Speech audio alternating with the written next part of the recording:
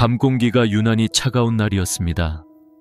창문을 열자 먼 불빛이 떨리고 고요한 방 안에 커피 향이 옅게 스며들었습니다. 대화 한마디가 가슴에 남아 잠이 쉽게 오지 않았습니다. 괜찮아 라는 말을 들었는데도 괜찮지 않았습니다. 마음이 자꾸 흔들렸습니다. 사랑받고 싶은 마음이 커질수록 그 사랑을 잃을까 두려워졌습니다. 사람의 마음은 사랑이 흔들릴 때 가장 약해집니다. 누군가의 한마디, 짧은 침묵 하나에도 무너집니다. 그때마다 마음속에 불안이 찾아옵니다. 이 관계가 끝나면 어떡하지?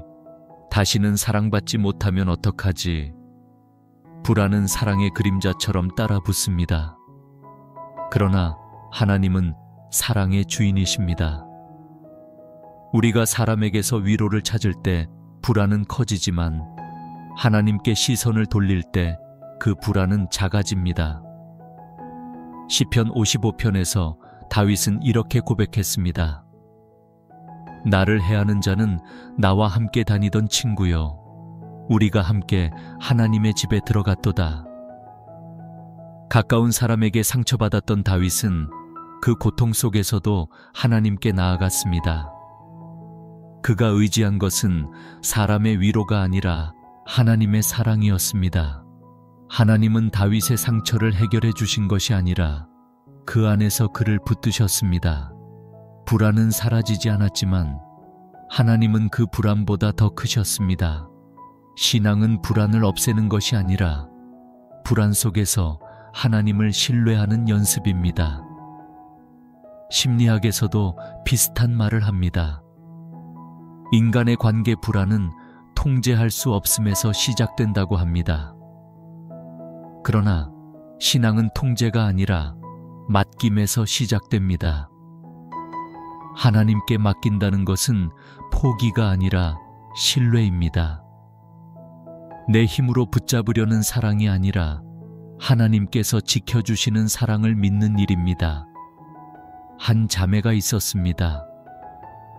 결혼 후 남편과의 대화가 줄어들면서 마음이 멀어졌습니다. 이유를 알 수 없었습니다. 매일이 불안했습니다. 어느 날 새벽, 기도 중에 이런 말이 마음에 떠올랐습니다. 사랑에는 두려움이 없고 온전한 사랑이 두려움을 내쫓나니. 그녀는 울며 고백했습니다.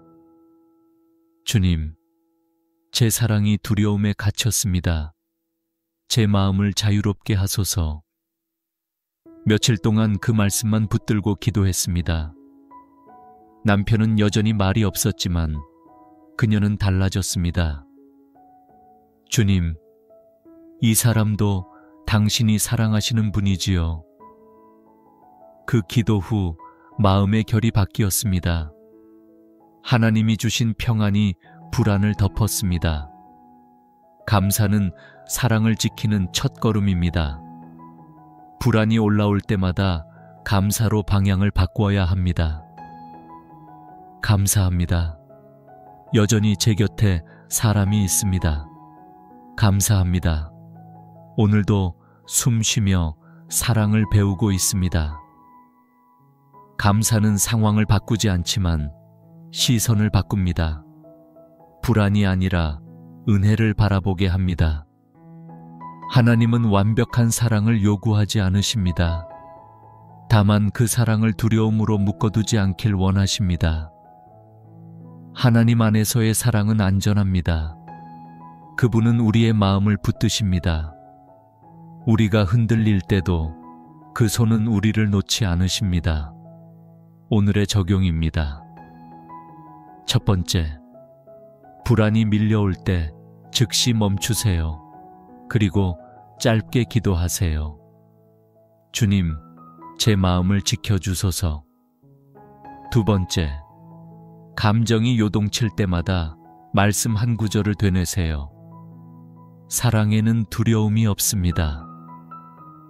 세 번째, 하루 한 번 사람보다 하나님께 먼저 감사를 드리세요. 주님, 오늘도 사랑을 배우게 하심을 감사합니다. 주님, 사랑을 잃을까 두려운 제 마음을 붙드소서. 주님 안에서만 평안을 배우게 하소서. 창문을 닫으며 하늘을 올려다보았습니다. 불빛은 여전히 깜빡이고 있었지만 그 아래에서 마음은 잔잔했습니다. 사랑은 여전히 불완전했지만 그 불완전함 속에도 하나님이 계셨습니다. 그분의 사랑은 흔들리지 않았습니다. 마음은 여전히 약했지만 그 약함 속에서도 하나님은 조용히 일하고 계셨습니다. 불안은 여전히 가까웠지만 그 불안보다 더 가까운 곳에 하나님의 손길이 있었습니다. 신앙의 신뢰는 그렇게 자랍니다. 보이지 않아도 믿는 것, 느껴지지 않아도 붙드는 것, 그것이 진짜 사랑의 힘입니다. 시편 13편에서 다윗은 이렇게 말했습니다. 여호와여, 어느 때까지니이까 나를 영원히 잊으셨나이까. 그의 고백에는 외로움이 묻어 있습니다. 다윗도 사랑을 기다리는 사람이었습니다. 그러나 절망의 마지막 구절에서 그는 이렇게 고백합니다. 나는 오직 주의 사랑을 의지하리이다. 상황은 그대로였지만 마음의 방향이 바뀌었습니다. 다윗은 하나님을 붙드는 법을 배웠습니다. 신앙의 신뢰는 감정의 평안보다 더 깊은 뿌리입니다. 믿음은 감정이 아닙니다. 감정은 오르내리지만 신뢰는 한 방향으로 흐릅니다. 우리가 불안을 느낄 때마다 하나님은 나를 믿어라 하십니다. 세상은 증거를 보여야 믿지만 신앙은 사랑으로 믿습니다.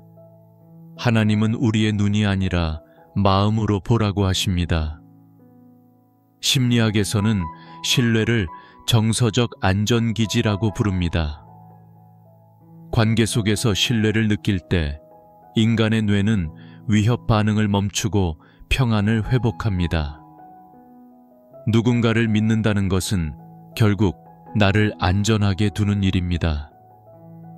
하나님을 신뢰한다는 건 세상의 조건이 아니라 영혼의 근거를 그분께 두는 것입니다. 보이지 않아도 안전한 이유, 그것이 신앙의 비밀입니다. 한 형제가 있었습니다. 오랜 시간 연애했던 사람과 이별한 뒤 마음이 무너졌습니다. 기도할 힘조차 없었습니다. 그는 늘 이렇게 기도하곤 했습니다. 하나님, 왜 이런 일이 제게 일어나야 합니까? 그러나 한 목회자가 조용히 말했습니다. 하나님이 멀리 계신 게 아니라 네가 너무 가까이 서 있어서 안 보이는 거야. 그 말이 마음을 찔렀습니다. 그날 밤 그는 시편을 펴고 울었습니다. 주의 인자하심이 생명보다 나음으로 그 구절을 붙들고 며칠을 기도했습니다. 그리고 어느 새벽 마음에 이런 생각이 들었습니다. 사람은 떠나도 하나님은 남으신다. 그는 말했습니다. 그때 처음으로 진짜 신뢰가 무엇인지 배웠습니다.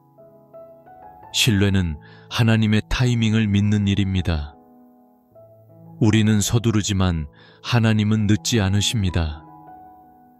우리가 불안 속에 서 있을 때도 하나님은 이미 길을 준비하고 계십니다.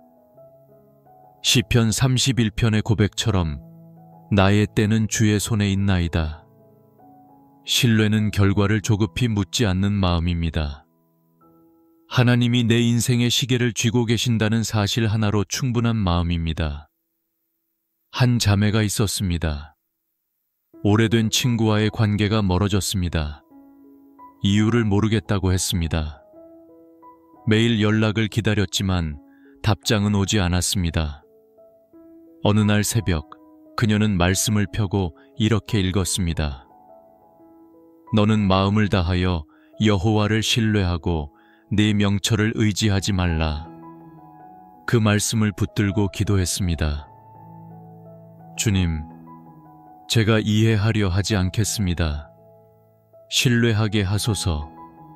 그리고 며칠 뒤 친구에게서 메시지가 왔습니다. 미안했어. 나도 힘들었어. 그녀는 말했습니다. 그날 이후 관계보다 신뢰를 먼저 세워야 한다는 걸 배웠습니다. 신뢰는 하나님이 하실 일을 내가 대신하지 않는 겸손입니다. 사랑을 지키는 가장 강한 방법은 하나님이 일하시도록 한 걸음 물러서는 것입니다. 불안한 사람일수록 잡으려 하지만 신뢰하는 사람은 맡깁니다. 하나님은 우리가 손을 놓는 순간 일을 시작하십니다. 오늘의 적용을 3가지로 정리합니다. 첫 번째, 상황을 이해하려 애쓰기보다 주님, 제가 다 알지 못해도 믿습니다. 라고 고백하세요. 두 번째, 불안이 밀려올 때 의식적으로 숨을 고르고 하나님이 지금도 일하고 계시다 라고 마음에 새기세요. 세 번째, 인간의 관계보다 하나님과의 관계를 먼저 세우세요. 하루 한 번 그분께 마음을 드리세요. 주님, 보이지 않아도 신뢰하게 하소서. 이해되지 않아도 당신을 믿게 하소서. 새벽의 공기가 다시 창문을 스칩니다. 차갑지만 이상하게 따뜻합니다. 보이지 않아도 하나님이 곁에 계십니다. 그분의 신실함이 오늘도 사랑을 붙들고 있습니다. 그 평안이 천천히 마음 깊은 곳에 내려앉습니다. 그런데 그 고요 속에서도 잔잔한 아픔이 남아 있습니다. 사랑은 회복되었지만 마음 한켠에는 여전히 상처가 남아 있었습니다. 사랑이 흔들릴 때 그 흔들림의 뿌리는 종종 용서하지 못한 마음에서 시작됩니다. 용서하지 못한 마음은 과거에 묶이고 묶인 마음은 현재의 사랑마저 가로막습니다.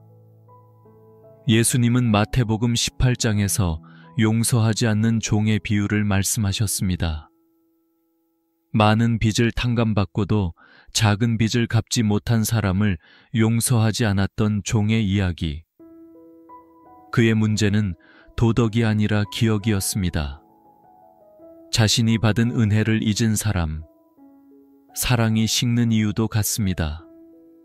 받은 사랑의 기억이 흐려질 때 우리는 쉽게 상처에 집중하고 쉽게 원망하게 됩니다.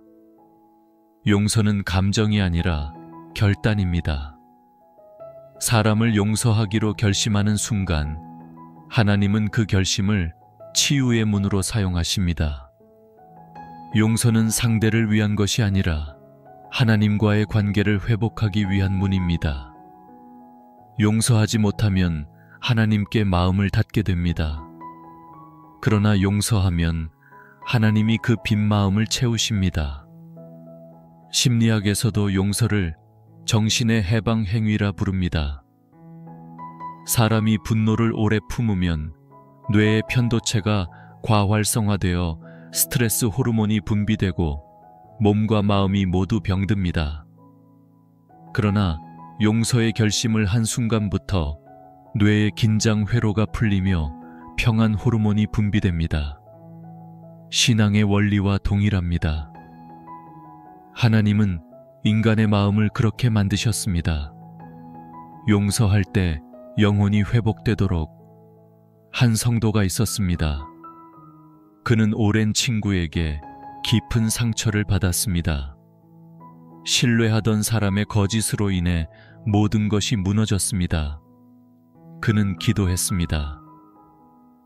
주님, 저는 그를 미워합니다. 그런데 미워하면서 살고 싶지 않습니다. 며칠간 기도는 말없이 눈물로만 이어졌습니다. 그러던 어느 새벽 말씀 한 구절이 떠올랐습니다. 너희가 서로 용서하되 주께서 너희를 용서하신 것 같이 하라. 그는 마음속에서 작은 소리를 들었습니다. 네가 받은 사랑을 기억하라. 그 순간 울음이 터졌습니다. 그는 오랜 미움을 내려놓고 조용히 중얼거렸습니다. 주님, 그를 축복합니다. 그 한마디에 묶여있던 마음이 풀어졌습니다. 그는 말했습니다. 용서는 상대를 위한 게 아니라 하나님께 마음을 돌려드리는 일이었습니다. 사랑을 지키는 가장 깊은 방법은 용서하는 것입니다.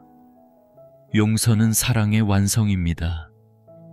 감정이 사라져도 하나님 안에서의 용서는 영혼을 자유롭게 만듭니다.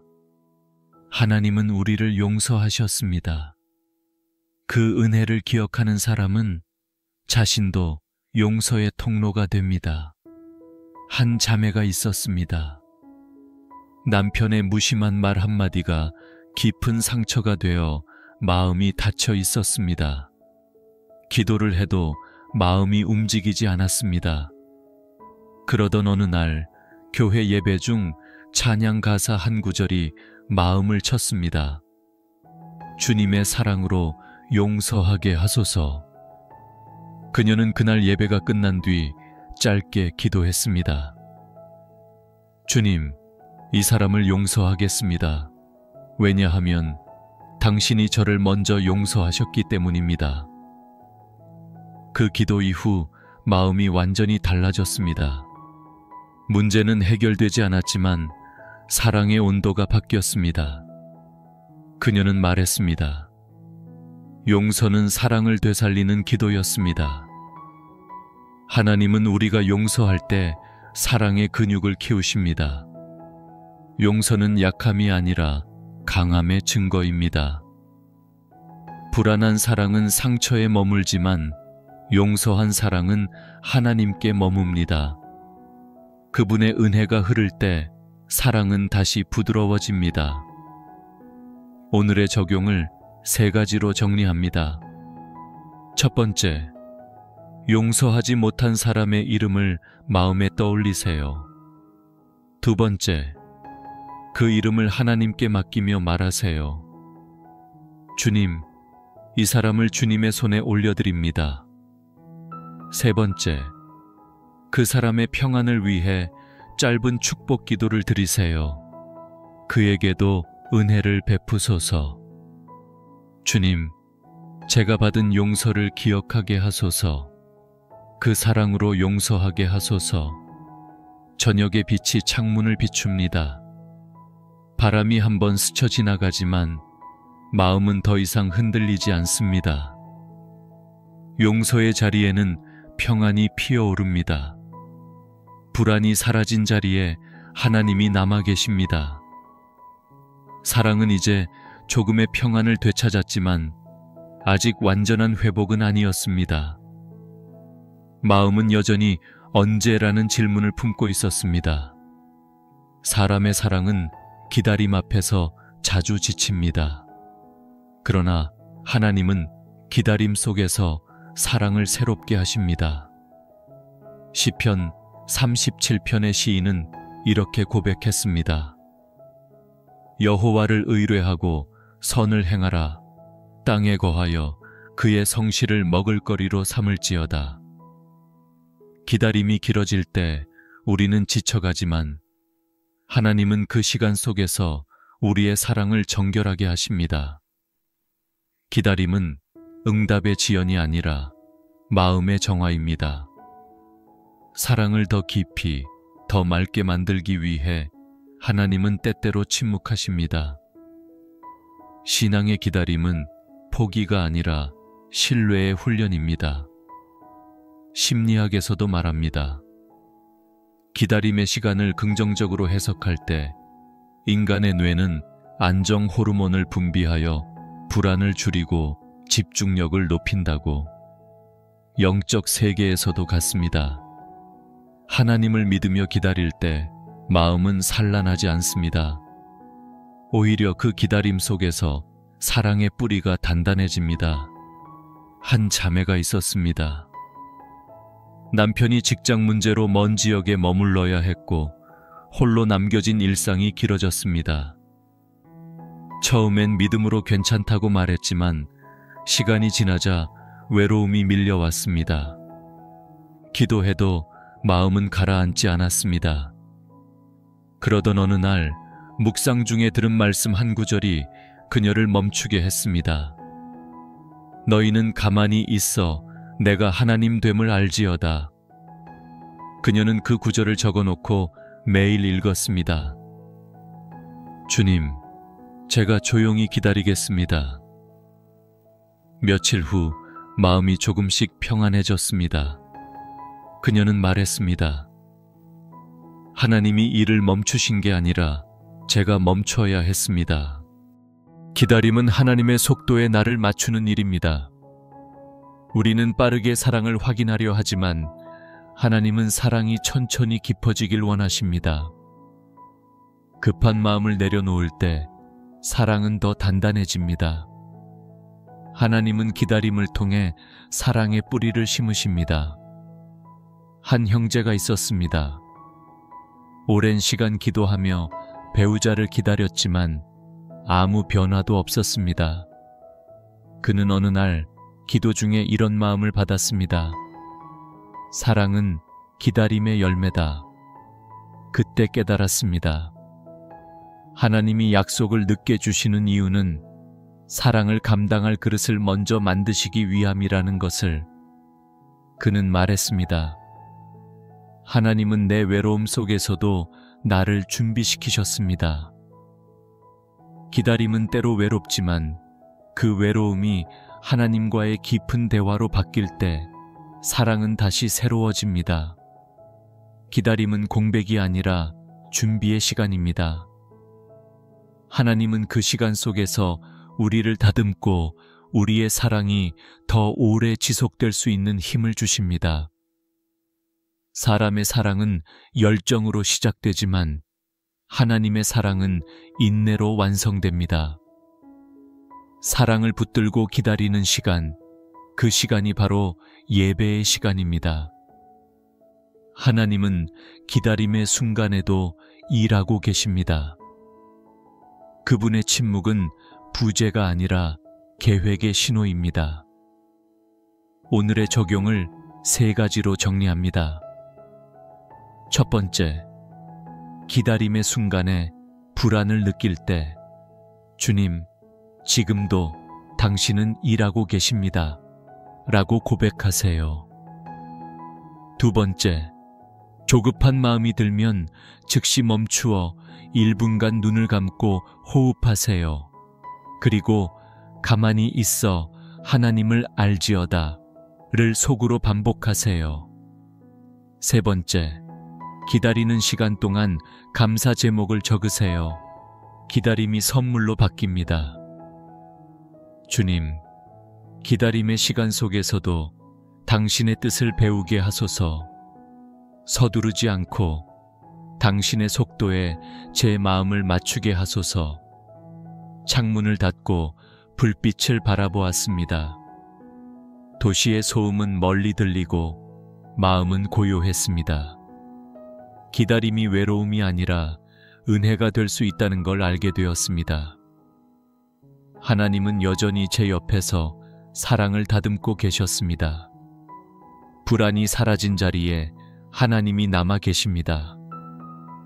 용서를 통해 마음은 한결 가벼워졌지만 여전히 어딘가 허전했습니다. 사랑이 회복되는 길에는 언제나 기다림이 있습니다. 기다림은 사랑의 다른 이름입니다. 사랑은 서두르지 않기 때문입니다. 우리는 누군가의 변화를 기다리고 관계의 회복을 기다리고 마음이 예전처럼 돌아오길 기다립니다. 그러나 하나님은 기다림을 다르게 사용하십니다. 그분은 기다림을 통해 우리 마음의 방향을 바꾸십니다. 기다림은 멈춤이 아니라 정화의 과정입니다. 그 시간 동안 하나님은 우리를 다듬으시고 사랑이 흩어지지 않도록 뿌리를 깊게 내리게 하십니다. 시편 37편은 이렇게 말합니다. 여호와를 의뢰하고 선을 행하라. 땅에 거하여 그의 성실을 먹을거리로 삼을지어다. 이 구절은 단순히 참으라는 말이 아닙니다. 하나님의 성실하심을 마음의 양식으로 삼으라는 초대입니다. 기다림이 길어질수록 그분의 신실함이 우리의 마음을 채워야 합니다. 사람은 약속을 잊지만 하나님은 약속을 지키십니다. 기다림은 하나님의 신실하심을 배우는 수업입니다. 심리학에서도 의미 있는 기다림은 인간의 정서 안정에 도움이 된다고 말합니다. 결과를 알 수 없는 시간에도 하나님이 일하고 계신다는 믿음을 가지면 우리 뇌의 불안 반응은 점차 잦아듭니다. 하나님은 인간의 마음을 그렇게 지으셨습니다. 기다림 속에서 신뢰가 자라도록, 침묵 속에서 사랑이 깊어지도록 설계하셨습니다. 한 자매가 있었습니다. 남편과 멀어진 관계를 붙들고 싶어 애썼습니다. 하지만 대화는 단절되고 감정은 메말라 갔습니다. 그녀는 매일 기도했습니다. 주님, 언제 변하실까요? 그러던 어느 날 새벽 말씀 묵상 중에 이런 구절이 눈에 들어왔습니다. 너희는 가만히 있어 내가 하나님 됨을 알지어다. 그녀는 그 구절을 손으로 써서 벽에 붙였습니다. 매일 아침마다 그 말씀을 읽으며 이렇게 고백했습니다. 주님, 제가 조용히 있겠습니다. 당신이 일하실 수 있도록. 며칠 후 남편의 태도는 달라지지 않았지만 그녀의 마음이 변했습니다. 그녀는 말했습니다. 하나님이 멈추신 게 아니라 제가 멈춰야 했습니다. 기다림은 하나님께 자리를 내어드리는 행위입니다. 우리가 말과 행동으로 상황을 바꾸려 할 때 하나님은 조용히 말씀하십니다. 내가 일하리라. 하나님은 우리의 침묵을 통해 역사하십니다. 기다림은 하나님께서 일하실 여백입니다. 한 형제가 있었습니다. 직장 문제로 오랜 기간 불안에 시달렸습니다. 기도했지만 응답은 없었습니다. 그는 어느 날 고백했습니다. 하나님, 저는 이제 기다림이 두렵습니다. 그날 밤 시편을 펴던 그의 눈에 한 문장이 들어왔습니다. 나의 때는 주의 손에 있나이다. 그 순간 마음이 울었습니다. 그는 말했습니다. 하나님은 침묵 속에서도 나를 빚고 계셨습니다. 며칠 후 상황은 여전히 그대로였지만 마음은 달라졌습니다. 그는 더 이상 언제가 아니라 누가 함께 계신가를 바라보게 되었습니다. 기다림의 시간은 결코 헛되지 않습니다. 사랑이 자라는 땅은 인내입니다. 하나님은 우리의 불안을 잠재우기 위해 기다림을 허락하십니다. 그분은 때를 잃지 않으십니다. 우리는 그분의 시간표 안에서만 진짜 평안을 배웁니다. 오늘의 적용을 3가지로 정리합니다. 첫 번째, 조급함이 밀려올 때마다 주님, 지금도 당신은 일하고 계십니다. 라고 속삭이세요. 두 번째, 답답한 마음이 생기면 즉시 호흡을 멈추고 말씀을 되뇌세요. 가만히 있어 하나님을 알지어다. 세 번째, 기다림의 시간 동안 감사 제목을 하나씩 기록하세요. 감사는 인내의 씨앗이 됩니다. 주님, 기다림의 시간 속에서도 평안을 잃지 않게 하소서. 당신의 침묵이 부재가 아니라 사랑의 언어임을 깨닫게 하소서. 바람이 잔잔히 창문을 스칩니다. 도시는 여전히 분주하지만 마음은 조용히 멈춰 있습니다. 기다림의 중심에 하나님이 계십니다. 그분의 손길이 내 마음을 천천히 빚고 있습니다. 이 침묵의 시간, 사랑은 다시 단단해지고 있습니다. 기다림 속에서 마음이 조금씩 새로워졌지만 그 깊은 곳에는 여전히 지워지지 않는 흔적이 남아 있습니다. 그 흔적은 상처입니다.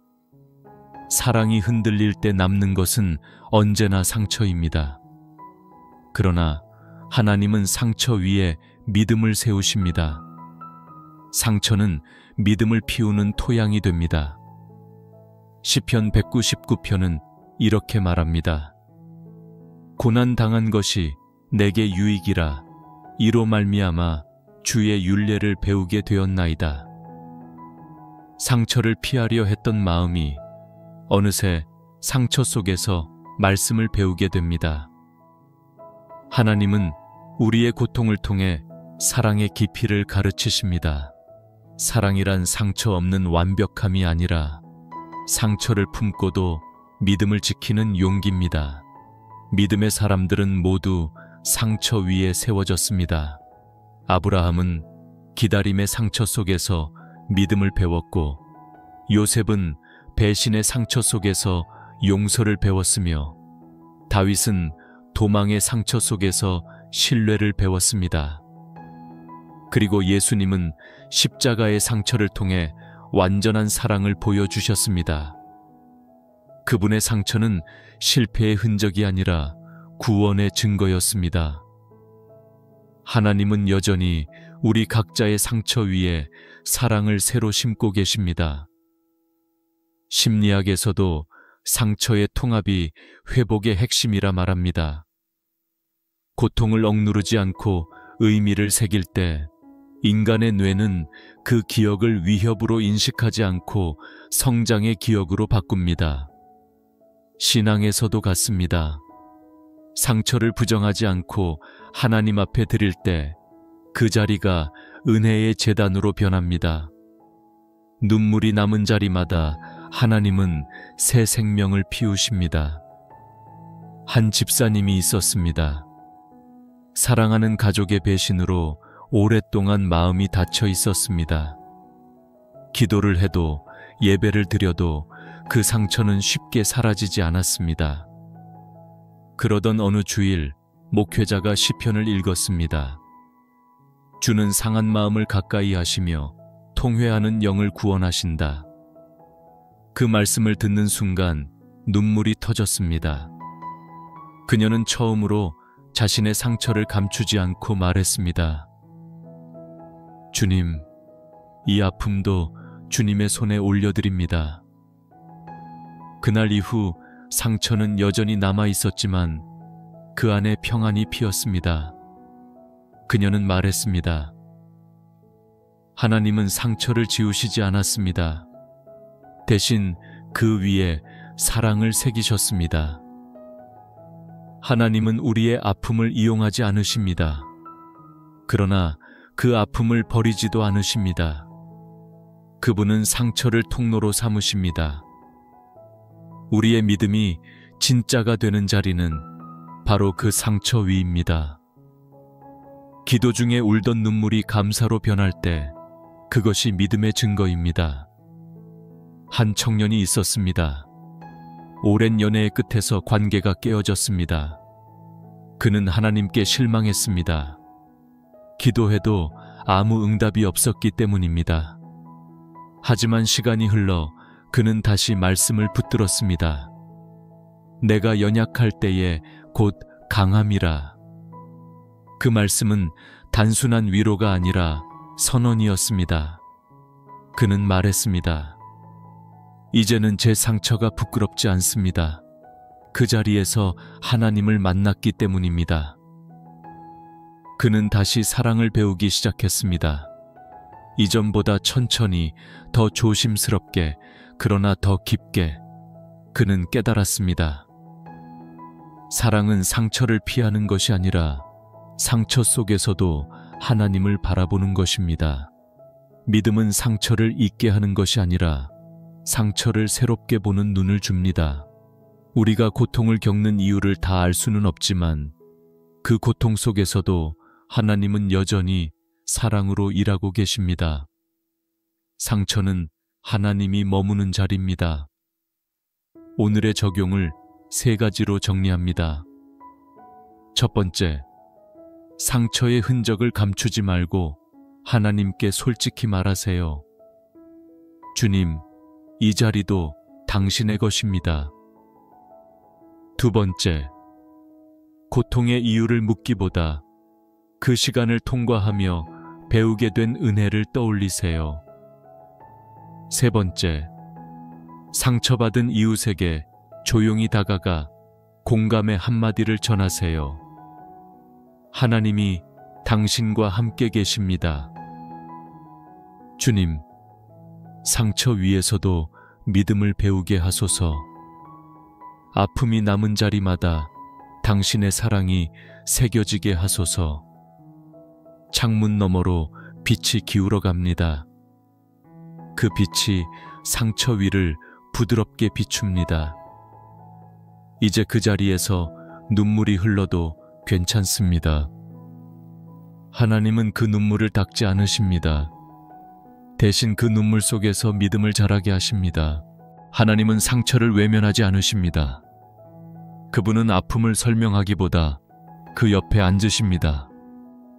우리가 울 때 하나님은 함께 울고, 우리가 침묵할 때 하나님은 그 침묵 안에서 마음을 안아주십니다. 진짜 위로는 말이 아니라 존재에서 옵니다. 하나님의 위로는 그렇게 옵니다. 시편 34편의 고백처럼 여호와는 마음이 상한 자에게 가까이 하시며 통회하는 영을 구원하신다. 하나님은 고통의 자리에 머무는 자를 피하지 않으십니다. 그분은 상처가 깊은 곳에 더 가까이 다가오십니다. 하나님의 위로는 빠른 해결이 아니라 함께 머물러 주시는 사랑입니다. 우리는 종종 위로를 문제의 끝으로 생각하지만 하나님은 위로를 관계의 시작으로 만드십니다. 그분은 괜찮다는 말 대신 내가 여기 있다 라고 말씀하십니다.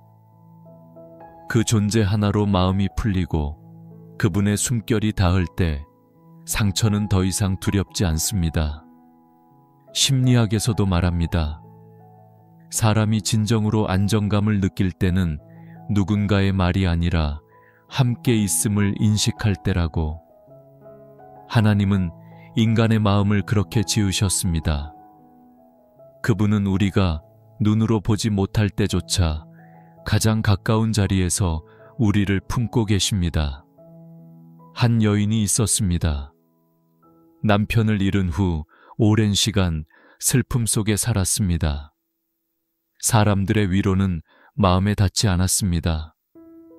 어느 날 교회 벤치에 홀로 앉아 울고 있었습니다. 눈물이 멈추지 않았습니다. 그때 찬송가 한 구절이 흘러나왔습니다. 주 예수보다 더 귀한 것은 없네. 그녀는 눈을 감고 그 노래를 따라 불렀습니다. 그리고 그 순간 마음속에서 조용히 말씀이 떠올랐습니다. 내가 너를 버리지 아니하며 떠나지 아니하리라. 그녀는 말했습니다. 그날 이후 누군가 내 어깨를 감싸 안은 것 같았어요.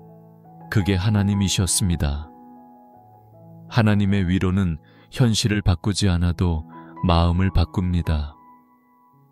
눈물의 양은 그대로지만 눈물의 의미가 달라집니다. 이전엔 절망의 눈물이었지만 이제는 하나님 품 안에서의 눈물입니다. 하나님은 그 눈물을 닦지 않으십니다. 대신 그 눈물 위에 손을 얹으시고 나는 너와 함께 있다 라고 속삭이십니다. 한 형제가 있었습니다. 사업의 실패로 모든 것을 잃고 낙심했습니다. 기도할 말이 떠오르지 않았습니다. 그저 무릎을 꿇고 있었을 뿐입니다. 그때 마음속에 단 한 문장이 떠올랐습니다. 주의 지팡이와 막대기가 나를 안위하시나이다. 그는 고백했습니다. 하나님은 제 인생을 다시 세우시기 전에 제 마음을 먼저 안아주셨습니다. 그 이후 그는 다시 일어섰습니다. 무언가가 해결된 것이 아니라 하나님이 함께 하신다는 확신 하나로. 하나님의 위로는 그렇게 현실보다 먼저 영혼을 씁니다. 삶의 무게가 그대로여도 그분의 손길이 마음을 만지면 평안이 찾아옵니다. 그 평안은 외부의 조건이 아니라 하나님과 함께 있는 자리에서만 자라는 은혜입니다. 하나님의 위로는 곧 회복의 시작입니다. 위로받은 영혼은 다시 누군가를 위로할 수 있습니다. 그 사랑이 세상을 움직이는 힘이 됩니다. 우리는 상처 속에서 하나님께 안기고 하나님께 안긴 사람은 세상 속 상처를 감싸 안습니다. 오늘의 적용을 3가지로 정리합니다. 첫 번째, 슬픔의 순간에 조용히 눈을 감고 주님, 당신이 지금도 곁에 계시지요? 라고 속삭이세요. 두 번째, 위로받은 기억을 떠올리며 그 자리를 감사의 기도로 바꾸세요. 세 번째, 오늘 하루 누군가에게 따뜻한 말 한마디를 건네보세요. 당신을 위해 기도하고 있습니다. 주님, 제 마음이 지쳐 있을 때마다 당신의 손으로 안아주소서. 당신의 위로 안에서 다시 사랑을 배우게 하소서. 창문을 스치는 바람이 부드럽습니다. 그 바람이 하나님의 손길처럼 느껴집니다. 오늘도 그분은 말씀하십니다. 두려워하지 말라, 내가 너를 안다. 그 음성이 마음 깊이 스며들며 상처가 쉼으로 바뀝니다. 하나님이 나를 안고 계시기 때문입니다. 그 품 안에서 처음으로 마음이 고요했습니다. 상처가 사라진 것은 아니었지만 그 아픔을 덮을 만큼 평안이 자라났습니다. 눈물의 자리에 새싹처럼 감사가 돋아났습니다. 감사는 아픔을 잊는 것이 아니라 아픔을 품고도 노래하는 힘입니다. 시편 30편에서 다윗은 이렇게 고백합니다. 주께서 나의 슬픔이 변하여 내게 춤이 되게 하시며 나의 굵은 배를 벗기고 기쁨으로 띠띠우셨나이다. 이 구절은 눈물이 멈췄을 때가 아니라 눈물 속에서 하나님을 붙들었을 때 나온 고백입니다. 감사는 기쁨의 결과가 아니라 믿음의 선택입니다. 하나님은 감사하는 마음을 통해 상처의 방향을 바꾸십니다. 신앙의 감사는 조건이 아니라 관계에서 시작됩니다. 상황은 여전히 어렵지만 하나님이 함께 하신다는 사실 하나로 감사할 수 있습니다. 감사는 상황을 바꾸지 않아도 시선을 바꿉니다. 불평하던 마음이 조용히 멈추고 그 자리에 주님, 여전히 감사합니다 라는 고백이 피어납니다. 심리학에서도 말합니다. 감사를 표현할 때 인간의 뇌는 안정과 만족을 담당하는 전두엽이 활성화된다고. 감사 습관은 감정의 균형을 회복시키고 상처를 새로운 의미로 재구성하게 돕는다고 합니다. 하나님은 이미 그 원리를 창조 안에 심어두셨습니다.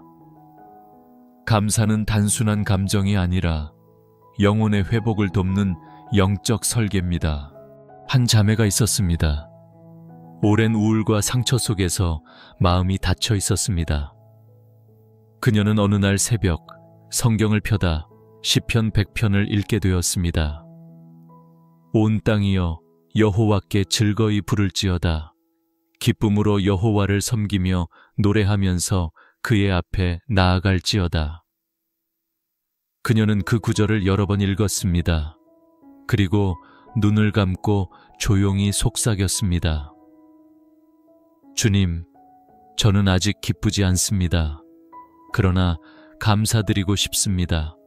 그 고백이 시작이었습니다. 며칠 후 그녀는 하루에 한 가지씩 감사 제목을 적기 시작했습니다. 오늘 숨 쉴 수 있어서 감사합니다. 따뜻한 밥을 먹게 하셔서 감사합니다. 기도할 수 있는 힘을 주셔서 감사합니다. 그 단순한 문장들이 그녀의 삶을 바꿔갔습니다. 그녀는 말했습니다. 감사는 기적이 아니었습니다. 하지만 기적이 일어날 수 있는 마음이 되게 했습니다. 감사는 하나님께 향한 신뢰의 언어입니다. 감사할 이유를 찾기 전에 하나님을 바라보는 일, 그것이 신앙의 성숙입니다. 우리는 종종 잘 되었을 때 감사하지만 하나님은 믿을 수 있을 때 감사하길 원하십니다. 감사는 상황보다 하나님을 크게 보는 눈입니다. 한 형제가 있었습니다. 직장을 잃고 불안 속에 살았습니다. 기도는 반복이 되었고 믿음은 점점 작아졌습니다. 그러던 어느 날 지인이 전해준 한 문장이 그의 마음을 멈추게 했습니다. 감사는 현실을 바꾸지 않지만 현실을 이길 힘을 준다.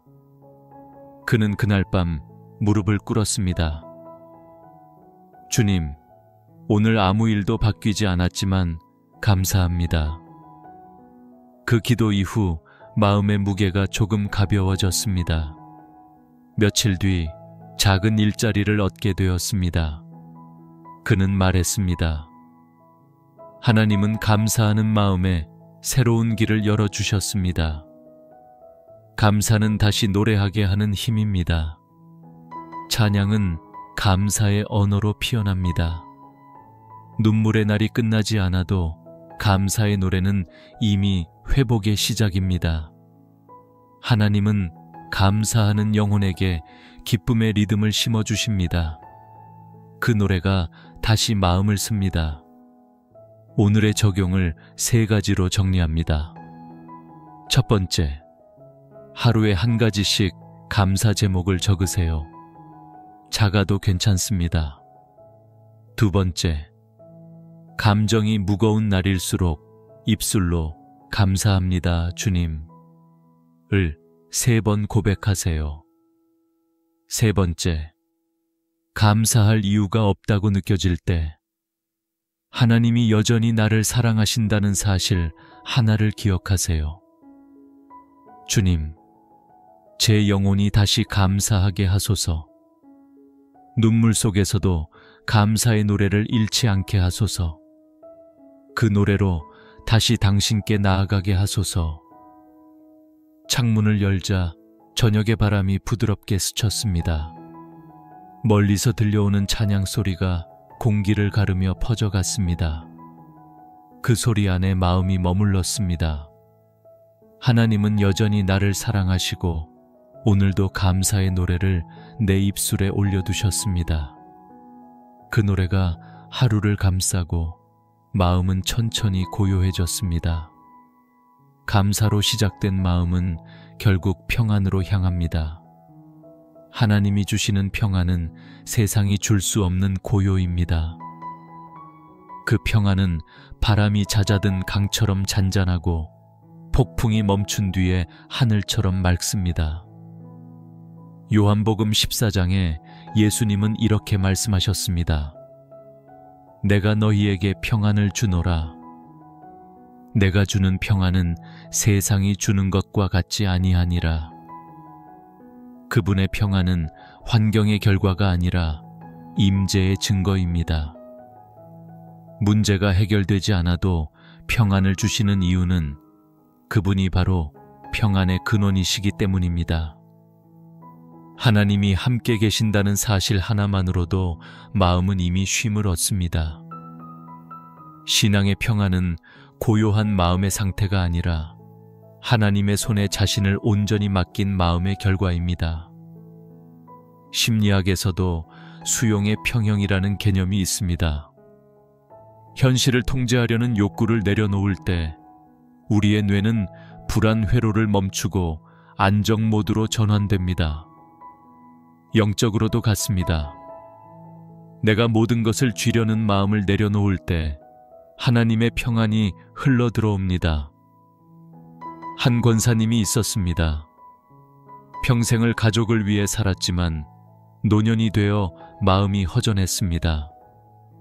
자녀들은 각자의 삶에 바빴고 집은 늘 조용했습니다. 그녀는 어느 날 이렇게 고백했습니다. 기도는 여전히 하지만 마음이 자꾸 외롭습니다. 그날 밤 성경을 펴다 한 구절이 눈에 들어왔습니다. 수고하고 무거운 짐진 자들아, 다 내게로 오라. 내가 너희를 쉬게 하리라. 그녀는 눈을 감고 그 말씀을 여러 번 속삭였습니다. 주님, 제 짐을 내려놓습니다. 그 순간 이상하게도 눈물이 났습니다. 눈물 속에 평안이 흘러왔습니다. 그녀는 말했습니다. 하나님이 제 어깨에서 무게를 드러내셨어요. 그저 그분의 품에 기대면 되었어요. 하나님의 평안은 그렇게 찾아옵니다. 말보다 먼저, 상황보다 앞서 마음을 감쌉니다. 하나님은 우리에게 완벽한 인생을 주시지 않지만 그분의 품 안에서는 언제나 완전한 쉼을 허락하십니다. 한 청년이 있었습니다. 직장과 가정 사이에서 마음이 지쳐 있었습니다. 매일 무언가를 해야 한다는 압박감이 그를 괴롭혔습니다. 그러던 어느 날 새벽 기도에서 목회자의 한마디가 마음에 남았습니다. 하나님은 너의 결과보다 존재를 사랑하신다. 그 말이 가슴을 쳤습니다. 그날 이후 그는 하루의 시작을 이렇게 바꿨습니다. 해야 할 일을 적기보다 감사할 일을 먼저 적었습니다. 그 변화는 작았지만 마음의 무게가 달라졌습니다. 그는 말했습니다. 하나님이 주신 평안은 문제 해결이 아니라 시선의 변화였습니다. 하나님의 평안은 무거운 생각을 멈추게 하고 멈춤 속에서 우리를 다시 씁니다. 기도도 찬양도 감사도 결국은 하나님의 품 안으로 돌아가는 과정입니다. 그 품 안에서만 우리는 쉼을 배웁니다. 세상은 여전히 분주하지만 하나님은 우리 안에서 조용히 말씀하십니다. 괜찮다. 지금 이대로도 나는 너를 사랑한다. 그 한마디가 평안의 근원입니다. 하나님이 우리를 보시며 미소 지으실 때 그 시선 하나로 마음의 폭풍이 잠잠해집니다. 평안은 문제의 부재가 아니라 하나님의 임재로 채워진 공간입니다. 오늘의 적용을 3가지로 정리합니다. 첫 번째, 하루의 시작에 짧게 호흡하며 고백하세요. 주님, 오늘 제 마음을 쉬게 하소서. 두 번째, 생각이 복잡할 때 눈을 감고 말하세요. 주님, 당신의 품 안에 머물겠습니다. 세 번째, 밤이 깊어질 때 감사의 한 문장을 적으세요. 오늘도 하나님 안에서 평안을 배웠습니다. 주님, 제 마음이 분주할 때마다 당신의 품으로 돌아가게 하소서. 세상의 소리보다 주의 음성이 크게 들리게 하소서. 당신이 주시는 평안 속에 머물게 하소서. 밤하늘이 고요합니다. 별빛이 창문 틈으로 스며들며 하루의 끝을 부드럽게 감쌉니다. 문제는 여전하지만 마음은 조용합니다. 하나님이 주신 평안이 이 밤을 덮고 있습니다. 그 평안은 단지 오늘을 위한 휴식이 아니라 내일을 살아갈 힘이 되었습니다. 감사로 시작된 여정은 평안으로 머물고 이제 그 평안은 소망으로 이어집니다.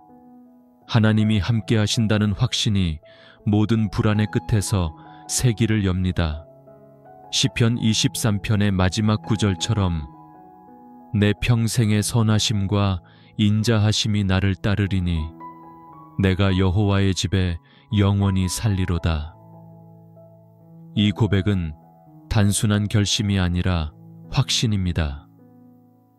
하나님은 우리를 잠시 도우시는 분이 아니라 평생을 함께 걸어가시는 분이십니다. 그분의 선하심은 우리의 어제를 감싸고 그분의 인자하심은 오늘을 지탱하며 그분의 약속은 내일을 인도하십니다. 사람의 사랑은 시간 속에서 변하지만 하나님의 사랑은 시간을 넘어섭니다. 그분의 사랑은 어제보다 오늘 더 깊고 오늘보다 내일 더 충만합니다. 하나님은 한순간의 평안이 아니라 영원한 동행으로 우리를 품으십니다. 심리학에서는 존재의 안정감을 삶의 가장 깊은 평화라고 부릅니다. 사람이 자신이 사랑받는 존재임을 확신할 때 두려움은 자연히 사라진다고 합니다. 하나님 안에서의 소망은 이 진리를 완전히 품고 있습니다. 소망은 결과를 기대하는 감정이 아니라 하나님의 사랑 안에 머무는 신뢰의 상태입니다. 그분이 나를 사랑하신다는 사실이 영혼의 근거가 될 때 그 믿음은 절망을 이기고 그 확신은 내일을 밝힙니다. 한 노년의 성도가 있었습니다. 오랜 세월 병과 함께 살았지만 그 얼굴에는 언제나 평안이 머물렀습니다. 그는 말했습니다. 하루하루가 선물입니다. 하나님이 오늘도 제 곁을 떠나지 않으셨으니까요. 그는 병상에서도 찬양을 불렀습니다. 내 평생의 주의 선하심이 나를 따르리니. 그 목소리는 약했지만 믿음은 단단했습니다. 그는 그렇게 매일을 예배처럼 살았습니다.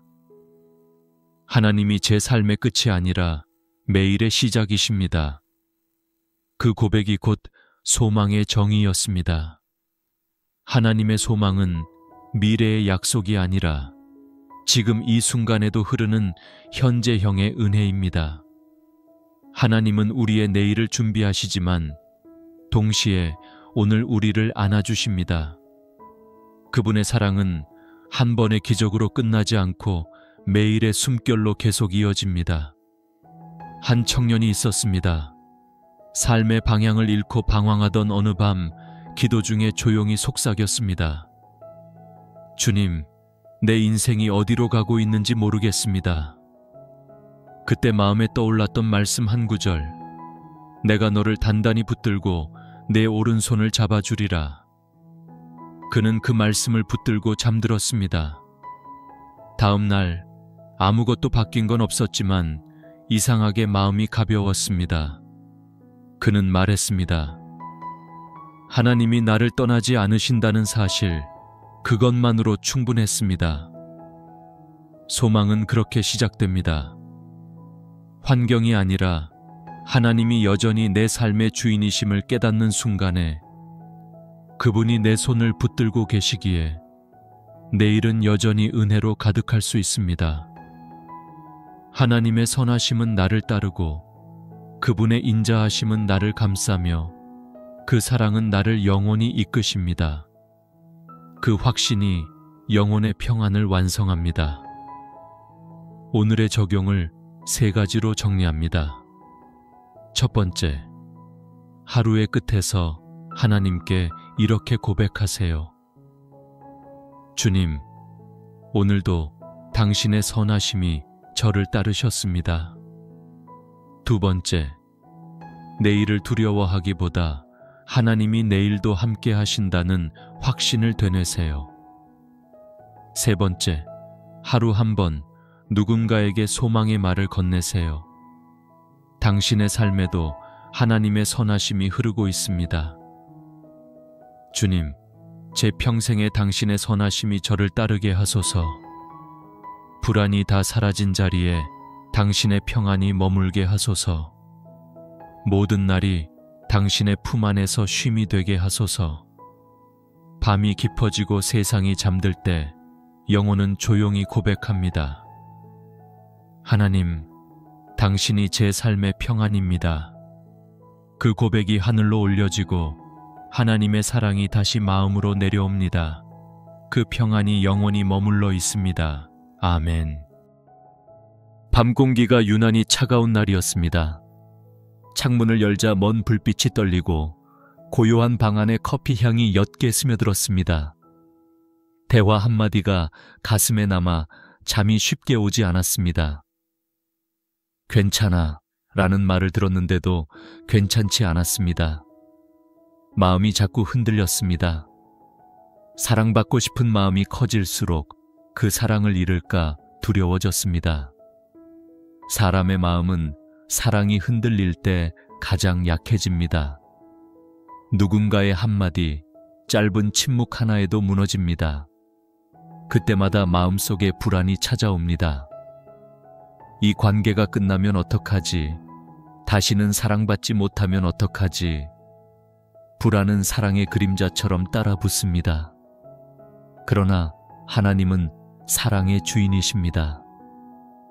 우리가 사람에게서 위로를 찾을 때 불안은 커지지만 하나님께 시선을 돌릴 때 그 불안은 작아집니다. 시편 55편에서 다윗은 이렇게 고백했습니다. 나를 해하는 자는 나와 함께 다니던 친구요, 우리가 함께 하나님의 집에 들어갔도다. 가까운 사람에게 상처받았던 다윗은 그 고통 속에서도 하나님께 나아갔습니다. 그가 의지한 것은 사람의 위로가 아니라 하나님의 사랑이었습니다. 하나님은 다윗의 상처를 해결해 주신 것이 아니라 그 안에서 그를 붙드셨습니다. 불안은 사라지지 않았지만 하나님은 그 불안보다 더 크셨습니다. 신앙은 불안을 없애는 것이 아니라 불안 속에서 하나님을 신뢰하는 연습입니다. 심리학에서도 비슷한 말을 합니다. 인간의 관계 불안은 통제할 수 없음에서 시작된다고 합니다. 그러나 신앙은 통제가 아니라 맡김에서 시작됩니다. 하나님께 맡긴다는 것은 포기가 아니라 신뢰입니다. 내 힘으로 붙잡으려는 사랑이 아니라 하나님께서 지켜주시는 사랑을 믿는 일입니다. 한 자매가 있었습니다. 결혼 후 남편과의 대화가 줄어들면서 마음이 멀어졌습니다. 이유를 알 수 없었습니다. 매일이 불안했습니다. 어느 날 새벽, 기도 중에 이런 말이 마음에 떠올랐습니다. 사랑에는 두려움이 없고 온전한 사랑이 두려움을 내쫓나니. 그녀는 울며 고백했습니다. 주님, 제 사랑이 두려움에 갇혔습니다. 제 마음을 자유롭게 하소서. 며칠 동안 그 말씀만 붙들고 기도했습니다. 남편은 여전히 말이 없었지만 그녀는 달라졌습니다. 주님, 이 사람도 당신이 사랑하시는 분이지요. 그 기도 후 마음의 결이 바뀌었습니다. 하나님이 주신 평안이 불안을 덮었습니다. 감사는 사랑을 지키는 첫걸음입니다. 불안이 올라올 때마다 감사로 방향을 바꾸어야 합니다. 감사합니다. 여전히 제 곁에 사람이 있습니다. 감사합니다. 오늘도 숨 쉬며 사랑을 배우고 있습니다. 감사는 상황을 바꾸지 않지만 시선을 바꿉니다. 불안이 아니라 은혜를 바라보게 합니다. 하나님은 완벽한 사랑을 요구하지 않으십니다. 다만 그 사랑을 두려움으로 묶어두지 않길 원하십니다. 하나님 안에서의 사랑은 안전합니다. 그분은 우리의 마음을 붙드십니다. 우리가 흔들릴 때도 그 손은 우리를 놓지 않으십니다. 오늘의 적용입니다. 첫 번째, 불안이 밀려올 때 즉시 멈추세요. 그리고 짧게 기도하세요. 주님, 제 마음을 지켜주소서. 두 번째, 감정이 요동칠 때마다 말씀 한 구절을 되뇌세요. 사랑에는 두려움이 없습니다. 세 번째, 하루 한 번 사람보다 하나님께 먼저 감사를 드리세요. 주님, 오늘도 사랑을 배우게 하심을 감사합니다. 주님, 사랑을 잃을까 두려운 제 마음을 붙드소서. 주님 안에서만 평안을 배우게 하소서. 창문을 닫으며 하늘을 올려다보았습니다. 불빛은 여전히 깜빡이고 있었지만 그 아래에서 마음은 잔잔했습니다. 사랑은 여전히 불완전했지만 그 불완전함 속에도 하나님이 계셨습니다. 그분의 사랑은 흔들리지 않았습니다. 마음은 여전히 약했지만 그 약함 속에서도 하나님은 조용히 일하고 계셨습니다. 불안은 여전히 가까웠지만 그 불안보다 더 가까운 곳에 하나님의 손길이 있었습니다. 신앙의 신뢰는 그렇게 자랍니다. 보이지 않아도 믿는 것, 느껴지지 않아도 붙드는 것, 그것이 진짜 사랑의 힘입니다. 시편 13편에서 다윗은 이렇게 말했습니다. 여호와여, 어느 때까지니이까 나를 영원히 잊으셨나이까. 그의 고백에는 외로움이 묻어 있습니다. 다윗도 사랑을 기다리는 사람이었습니다. 그러나 절망의 마지막 구절에서 그는 이렇게 고백합니다. 나는 오직 주의 사랑을 의지하리이다. 상황은 그대로였지만 마음의 방향이 바뀌었습니다. 다윗은 하나님을 붙드는 법을 배웠습니다. 신앙의 신뢰는 감정의 평안보다 더 깊은 뿌리입니다. 믿음은 감정이 아닙니다. 감정은 오르내리지만 신뢰는 한 방향으로 흐릅니다. 우리가 불안을 느낄 때마다 하나님은 나를 믿어라 하십니다. 세상은 증거를 보여야 믿지만 신앙은 사랑으로 믿습니다. 하나님은 우리의 눈이 아니라 마음으로 보라고 하십니다. 심리학에서는 신뢰를 정서적 안전기지라고 부릅니다. 관계 속에서 신뢰를 느낄 때 인간의 뇌는 위협 반응을 멈추고 평안을 회복합니다. 누군가를 믿는다는 것은 결국 나를 안전하게 두는 일입니다. 하나님을 신뢰한다는 건 세상의 조건이 아니라 영혼의 근거를 그분께 두는 것입니다.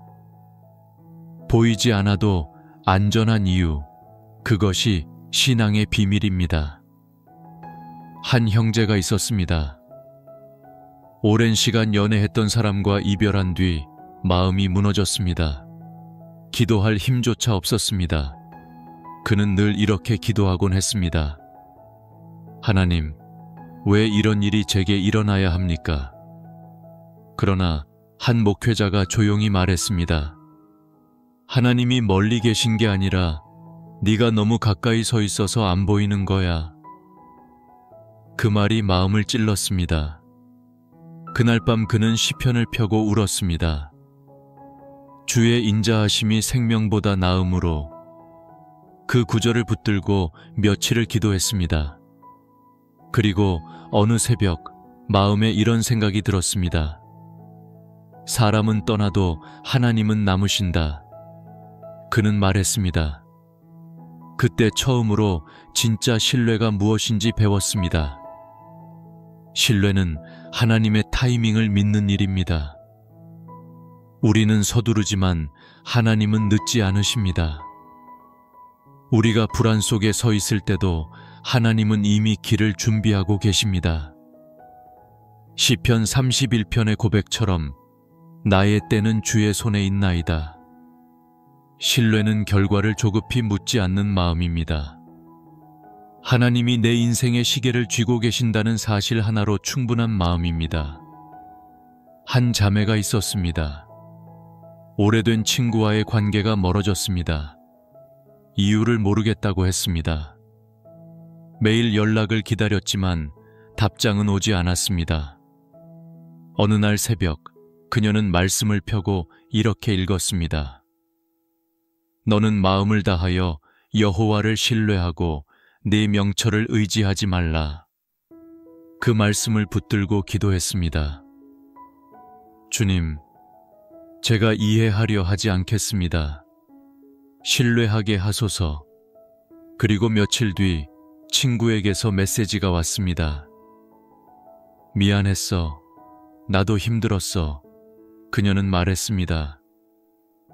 그날 이후 관계보다 신뢰를 먼저 세워야 한다는 걸 배웠습니다. 신뢰는 하나님이 하실 일을 내가 대신하지 않는 겸손입니다.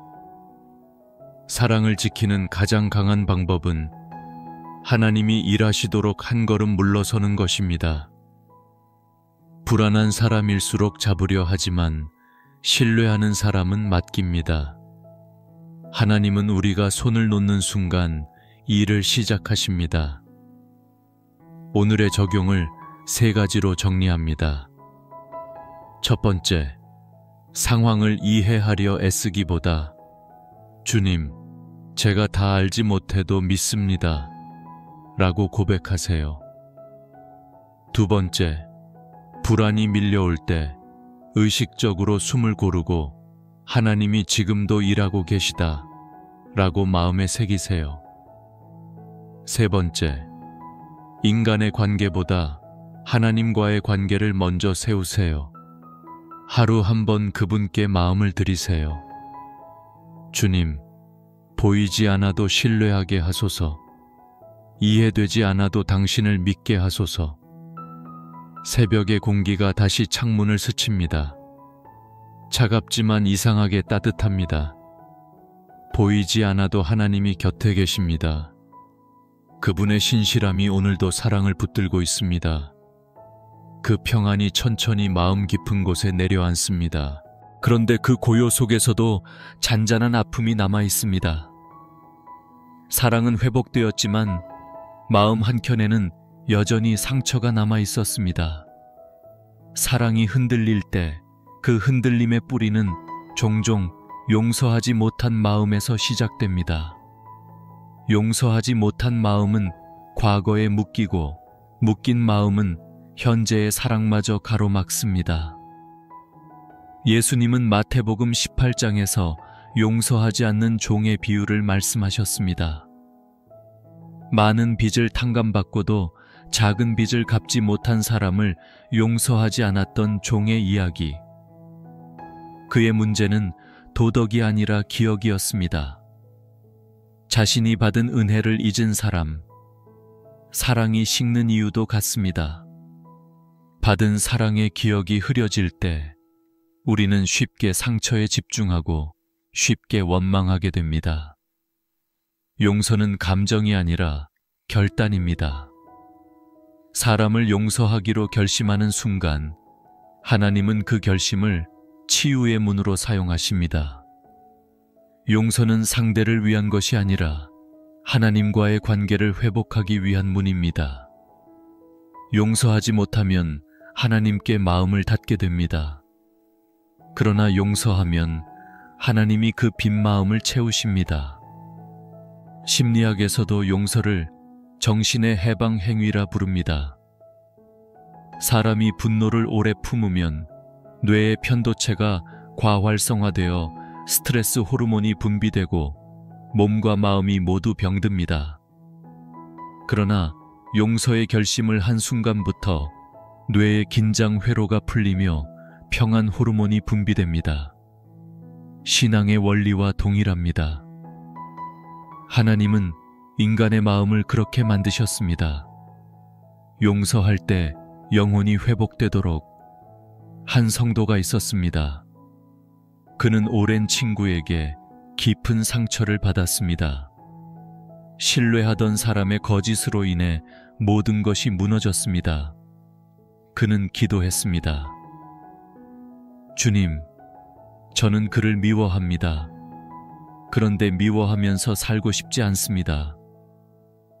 며칠간 기도는 말없이 눈물로만 이어졌습니다. 그러던 어느 새벽 말씀 한 구절이 떠올랐습니다. 너희가 서로 용서하되 주께서 너희를 용서하신 것 같이 하라. 그는 마음속에서 작은 소리를 들었습니다. 네가 받은 사랑을 기억하라. 그 순간 울음이 터졌습니다. 그는 오랜 미움을 내려놓고 조용히 중얼거렸습니다. 주님, 그를 축복합니다. 그 한마디에 묶여있던 마음이 풀어졌습니다. 그는 말했습니다. 용서는 상대를 위한 게 아니라 하나님께 마음을 돌려드리는 일이었습니다. 사랑을 지키는 가장 깊은 방법은 용서하는 것입니다. 용서는 사랑의 완성입니다. 감정이 사라져도 하나님 안에서의 용서는 영혼을 자유롭게 만듭니다. 하나님은 우리를 용서하셨습니다. 그 은혜를 기억하는 사람은 자신도 용서의 통로가 됩니다. 한 자매가 있었습니다. 남편의 무심한 말 한마디가 깊은 상처가 되어 마음이 닫혀 있었습니다. 기도를 해도 마음이 움직이지 않았습니다. 그러던 어느 날 교회 예배 중 찬양 가사 한 구절이 마음을 쳤습니다. 주님의 사랑으로 용서하게 하소서. 그녀는 그날 예배가 끝난 뒤 짧게 기도했습니다. 주님, 이 사람을 용서하겠습니다. 왜냐하면 당신이 저를 먼저 용서하셨기 때문입니다. 그 기도 이후 마음이 완전히 달라졌습니다. 문제는 해결되지 않았지만 사랑의 온도가 바뀌었습니다. 그녀는 말했습니다. 용서는 사랑을 되살리는 기도였습니다. 하나님은 우리가 용서할 때 사랑의 근육을 키우십니다. 용서는 약함이 아니라 강함의 증거입니다. 불안한 사랑은 상처에 머물지만 용서한 사랑은 하나님께 머뭅니다. 그분의 은혜가 흐를 때 사랑은 다시 부드러워집니다. 오늘의 적용을 3가지로 정리합니다. 첫 번째, 용서하지 못한 사람의 이름을 마음에 떠올리세요. 두 번째, 그 이름을 하나님께 맡기며 말하세요. 주님, 이 사람을 주님의 손에 올려드립니다. 세 번째, 그 사람의 평안을 위해 짧은 축복 기도를 드리세요. 그에게도 은혜를 베푸소서. 주님, 제가 받은 용서를 기억하게 하소서. 그 사랑으로 용서하게 하소서. 저녁의 빛이 창문을 비춥니다. 바람이 한번 스쳐 지나가지만 마음은 더 이상 흔들리지 않습니다. 용서의 자리에는 평안이 피어오릅니다. 불안이 사라진 자리에 하나님이 남아 계십니다. 사랑은 이제 조금의 평안을 되찾았지만 아직 완전한 회복은 아니었습니다. 마음은 여전히 언제라는 질문을 품고 있었습니다. 사람의 사랑은 기다림 앞에서 자주 지칩니다. 그러나 하나님은 기다림 속에서 사랑을 새롭게 하십니다. 시편 37편의 시인은 이렇게 고백했습니다. 여호와를 의뢰하고 선을 행하라. 땅에 거하여 그의 성실을 먹을거리로 삼을지어다.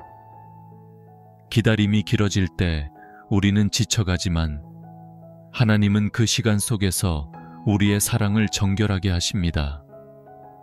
기다림은 응답의 지연이 아니라 마음의 정화입니다. 사랑을 더 깊이, 더 맑게 만들기 위해 하나님은 때때로 침묵하십니다. 신앙의 기다림은 포기가 아니라 신뢰의 훈련입니다. 심리학에서도 말합니다. 기다림의 시간을 긍정적으로 해석할 때 인간의 뇌는 안정 호르몬을 분비하여 불안을 줄이고 집중력을 높인다고. 영적 세계에서도 같습니다. 하나님을 믿으며 기다릴 때 마음은 산란하지 않습니다. 오히려 그 기다림 속에서 사랑의 뿌리가 단단해집니다. 한 자매가 있었습니다. 남편이 직장 문제로 먼 지역에 머물러야 했고 홀로 남겨진 일상이 길어졌습니다. 처음엔 믿음으로 괜찮다고 말했지만 시간이 지나자 외로움이 밀려왔습니다. 기도해도 마음은 가라앉지 않았습니다. 그러던 어느 날 묵상 중에 들은 말씀 한 구절이 그녀를 멈추게 했습니다. 너희는 가만히 있어 내가 하나님 됨을 알지어다. 그녀는 그 구절을 적어놓고 매일 읽었습니다. 주님, 제가 조용히 기다리겠습니다. 며칠 후 마음이 조금씩 평안해졌습니다. 그녀는 말했습니다. 하나님이 일을 멈추신 게 아니라 제가 멈춰야 했습니다. 기다림은 하나님의 속도에 나를 맞추는 일입니다. 우리는 빠르게 사랑을 확인하려 하지만 하나님은 사랑이 천천히 깊어지길 원하십니다. 급한 마음을 내려놓을 때 사랑은 더 단단해집니다. 하나님은 기다림을 통해 사랑의 뿌리를 심으십니다. 한 형제가 있었습니다. 오랜 시간 기도하며 배우자를 기다렸지만 아무 변화도 없었습니다. 그는 어느 날 기도 중에 이런 마음을 받았습니다. 사랑은 기다림의 열매다. 그때 깨달았습니다. 하나님이 약속을 늦게 주시는 이유는 사랑을 감당할 그릇을 먼저 만드시기 위함이라는 것을. 그는 말했습니다. 하나님은 내 외로움 속에서도 나를 준비시키셨습니다. 기다림은 때로 외롭지만 그 외로움이 하나님과의 깊은 대화로 바뀔 때 사랑은 다시 새로워집니다. 기다림은 공백이 아니라 준비의 시간입니다. 하나님은 그 시간 속에서 우리를 다듬고 우리의 사랑이 더 오래 지속될 수 있는 힘을 주십니다. 사람의 사랑은 열정으로 시작되지만 하나님의 사랑은 인내로 완성됩니다. 사랑을 붙들고 기다리는 시간, 그 시간이 바로 예배의 시간입니다. 하나님은 기다림의 순간에도 일하고 계십니다. 그분의 침묵은 부재가 아니라 계획의 신호입니다. 오늘의 적용을 3가지로 정리합니다. 첫 번째, 기다림의 순간에 불안을 느낄 때, 주님, 지금도 당신은 일하고 계십니다. 라고 고백하세요. 두 번째, 조급한 마음이 들면 즉시 멈추어 1분간 눈을 감고 호흡하세요. 그리고 가만히 있어 하나님을 알지어다를 속으로 반복하세요. 세 번째, 기다리는 시간 동안 감사 제목을 적으세요. 기다림이 선물로 바뀝니다. 주님, 기다림의 시간 속에서도 당신의 뜻을 배우게 하소서. 서두르지 않고 당신의 속도에 제 마음을 맞추게 하소서. 창문을 닫고 불빛을 바라보았습니다. 도시의 소음은 멀리 들리고 마음은 고요했습니다. 기다림이 외로움이 아니라 은혜가 될 수 있다는 걸 알게 되었습니다. 하나님은 여전히 제 옆에서 사랑을 다듬고 계셨습니다. 불안이 사라진 자리에 하나님이 남아 계십니다. 용서를 통해 마음은 한결 가벼워졌지만 여전히 어딘가 허전했습니다. 사랑이 회복되는 길에는 언제나 기다림이 있습니다. 기다림은 사랑의 다른 이름입니다. 사랑은 서두르지 않기 때문입니다. 우리는 누군가의 변화를 기다리고 관계의 회복을 기다리고 마음이 예전처럼 돌아오길 기다립니다. 그러나 하나님은 기다림을 다르게 사용하십니다. 그분은 기다림을 통해 우리 마음의 방향을 바꾸십니다. 기다림은 멈춤이 아니라 정화의 과정입니다. 그 시간 동안 하나님은 우리를 다듬으시고 사랑이 흩어지지 않도록 뿌리를 깊게 내리게 하십니다. 시편 37편은 이렇게 말합니다. 여호와를 의뢰하고 선을 행하라. 땅에 거하여 그의 성실을 먹을거리로 삼을지어다. 이 구절은 단순히 참으라는 말이 아닙니다. 하나님의 성실하심을 마음의 양식으로 삼으라는 초대입니다. 기다림이 길어질수록 그분의 신실함이 우리의 마음을 채워야 합니다. 사람은 약속을 잊지만 하나님은 약속을 지키십니다. 기다림은 하나님의 신실하심을 배우는 수업입니다. 심리학에서도 의미 있는 기다림은 인간의 정서 안정에 도움이 된다고 말합니다. 결과를 알 수 없는 시간에도 하나님이 일하고 계신다는 믿음을 가지면 우리 뇌의 불안 반응은 점차 잦아듭니다. 하나님은 인간의 마음을 그렇게 지으셨습니다.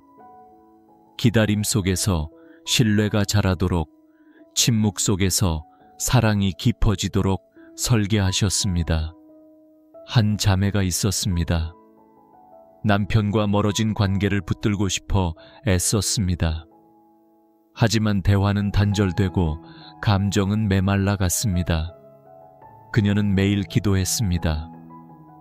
주님, 언제 변하실까요? 그러던 어느 날 새벽 말씀 묵상 중에 이런 구절이 눈에 들어왔습니다. 너희는 가만히 있어 내가 하나님 됨을 알지어다. 그녀는 그 구절을 손으로 써서 벽에 붙였습니다. 매일 아침마다 그 말씀을 읽으며 이렇게 고백했습니다. 주님, 제가 조용히 있겠습니다. 당신이 일하실 수 있도록. 며칠 후 남편의 태도는 달라지지 않았지만 그녀의 마음이 변했습니다. 그녀는 말했습니다. 하나님이 멈추신 게 아니라 제가 멈춰야 했습니다. 기다림은 하나님께 자리를 내어드리는 행위입니다. 우리가 말과 행동으로 상황을 바꾸려 할 때 하나님은 조용히 말씀하십니다. 내가 일하리라. 하나님은 우리의 침묵을 통해 역사하십니다. 기다림은 하나님께서 일하실 여백입니다. 한 형제가 있었습니다. 직장 문제로 오랜 기간 불안에 시달렸습니다. 기도했지만 응답은 없었습니다. 그는 어느 날 고백했습니다. 하나님, 저는 이제 기다림이 두렵습니다.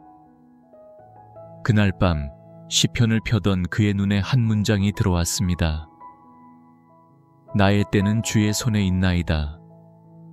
그 순간 마음이 울었습니다. 그는 말했습니다. 하나님은 침묵 속에서도 나를 빚고 계셨습니다. 며칠 후 상황은 여전히 그대로였지만 마음은 달라졌습니다. 그는 더 이상 언제가 아니라 누가 함께 계신가를 바라보게 되었습니다. 기다림의 시간은 결코 헛되지 않습니다. 사랑이 자라는 땅은 인내입니다. 하나님은 우리의 불안을 잠재우기 위해 기다림을 허락하십니다. 그분은 때를 잃지 않으십니다. 우리는 그분의 시간표 안에서만 진짜 평안을 배웁니다. 오늘의 적용을 3가지로 정리합니다. 첫 번째, 조급함이 밀려올 때마다 주님, 지금도 당신은 일하고 계십니다. 라고 속삭이세요. 두 번째, 답답한 마음이 생기면 즉시 호흡을 멈추고 말씀을 되뇌세요. 가만히 있어 하나님을 알지어다. 세 번째, 기다림의 시간 동안 감사 제목을 하나씩 기록하세요. 감사는 인내의 씨앗이 됩니다. 주님, 기다림의 시간 속에서도 평안을 잃지 않게 하소서. 당신의 침묵이 부재가 아니라 사랑의 언어임을 깨닫게 하소서. 바람이 잔잔히 창문을 스칩니다. 도시는 여전히 분주하지만 마음은 조용히 멈춰 있습니다. 기다림의 중심에 하나님이 계십니다. 그분의 손길이 내 마음을 천천히 빚고 있습니다. 이 침묵의 시간, 사랑은 다시 단단해지고 있습니다. 기다림 속에서 마음이 조금씩 새로워졌지만 그 깊은 곳에는 여전히 지워지지 않는 흔적이 남아 있습니다. 그 흔적은 상처입니다. 사랑이 흔들릴 때 남는 것은 언제나 상처입니다. 그러나 하나님은 상처 위에 믿음을 세우십니다. 상처는 믿음을 피우는 토양이 됩니다. 시편 199편은 이렇게 말합니다. 고난 당한 것이 내게 유익이라. 이로 말미암아 주의 율례를 배우게 되었나이다. 상처를 피하려 했던 마음이 어느새 상처 속에서 말씀을 배우게 됩니다. 하나님은 우리의 고통을 통해 사랑의 깊이를 가르치십니다.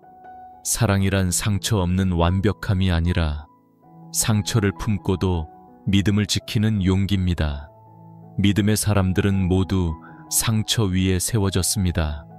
아브라함은 기다림의 상처 속에서 믿음을 배웠고, 요셉은 배신의 상처 속에서 용서를 배웠으며, 다윗은 도망의 상처 속에서 신뢰를 배웠습니다. 그리고 예수님은 십자가의 상처를 통해 완전한 사랑을 보여주셨습니다. 그분의 상처는 실패의 흔적이 아니라 구원의 증거였습니다. 하나님은 여전히 우리 각자의 상처 위에 사랑을 새로 심고 계십니다. 심리학에서도 상처의 통합이 회복의 핵심이라 말합니다. 고통을 억누르지 않고 의미를 새길 때 인간의 뇌는 그 기억을 위협으로 인식하지 않고 성장의 기억으로 바꿉니다. 신앙에서도 같습니다. 상처를 부정하지 않고 하나님 앞에 드릴 때 그 자리가 은혜의 제단으로 변합니다. 눈물이 남은 자리마다 하나님은 새 생명을 피우십니다. 한 집사님이 있었습니다. 사랑하는 가족의 배신으로 오랫동안 마음이 닫혀 있었습니다. 기도를 해도 예배를 드려도 그 상처는 쉽게 사라지지 않았습니다. 그러던 어느 주일 목회자가 시편을 읽었습니다. 주는 상한 마음을 가까이 하시며 통회하는 영을 구원하신다. 그 말씀을 듣는 순간 눈물이 터졌습니다. 그녀는 처음으로 자신의 상처를 감추지 않고 말했습니다. 주님, 이 아픔도 주님의 손에 올려드립니다. 그날 이후 상처는 여전히 남아 있었지만 그 안에 평안이 피었습니다. 그녀는 말했습니다. 하나님은 상처를 지우시지 않았습니다. 대신 그 위에 사랑을 새기셨습니다. 하나님은 우리의 아픔을 이용하지 않으십니다. 그러나 그 아픔을 버리지도 않으십니다. 그분은 상처를 통로로 삼으십니다. 우리의 믿음이 진짜가 되는 자리는 바로 그 상처 위입니다. 기도 중에 울던 눈물이 감사로 변할 때 그것이 믿음의 증거입니다. 한 청년이 있었습니다. 오랜 연애의 끝에서 관계가 깨어졌습니다. 그는 하나님께 실망했습니다. 기도해도 아무 응답이 없었기 때문입니다. 하지만 시간이 흘러 그는 다시 말씀을 붙들었습니다. 내가 연약할 때에 곧 강함이라. 그 말씀은 단순한 위로가 아니라 선언이었습니다. 그는 말했습니다. 이제는 제 상처가 부끄럽지 않습니다. 그 자리에서 하나님을 만났기 때문입니다. 그는 다시 사랑을 배우기 시작했습니다. 이전보다 천천히, 더 조심스럽게, 그러나 더 깊게 그는 깨달았습니다. 사랑은 상처를 피하는 것이 아니라 상처 속에서도 하나님을 바라보는 것입니다. 믿음은 상처를 잊게 하는 것이 아니라 상처를 새롭게 보는 눈을 줍니다. 우리가 고통을 겪는 이유를 다 알 수는 없지만 그 고통 속에서도 하나님은 여전히 사랑으로 일하고 계십니다. 상처는 하나님이 머무는 자리입니다. 오늘의 적용을 3가지로 정리합니다. 첫 번째, 상처의 흔적을 감추지 말고 하나님께 솔직히 말하세요. 주님, 이 자리도 당신의 것입니다. 두 번째, 고통의 이유를 묻기보다 그 시간을 통과하며 배우게 된 은혜를 떠올리세요. 세 번째, 상처받은 이웃에게 조용히 다가가 공감의 한마디를 전하세요. 하나님이 당신과 함께 계십니다. 주님, 상처 위에서도 믿음을 배우게 하소서.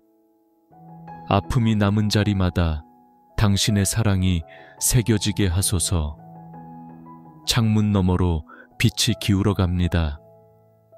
그 빛이 상처 위를 부드럽게 비춥니다.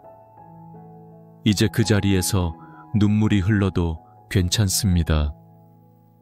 하나님은 그 눈물을 닦지 않으십니다. 대신 그 눈물 속에서 믿음을 자라게 하십니다. 하나님은 상처를 외면하지 않으십니다. 그분은 아픔을 설명하기보다 그 옆에 앉으십니다. 우리가 울 때 하나님은 함께 울고, 우리가 침묵할 때 하나님은 그 침묵 안에서 마음을 안아주십니다. 진짜 위로는 말이 아니라 존재에서 옵니다. 하나님의 위로는 그렇게 옵니다.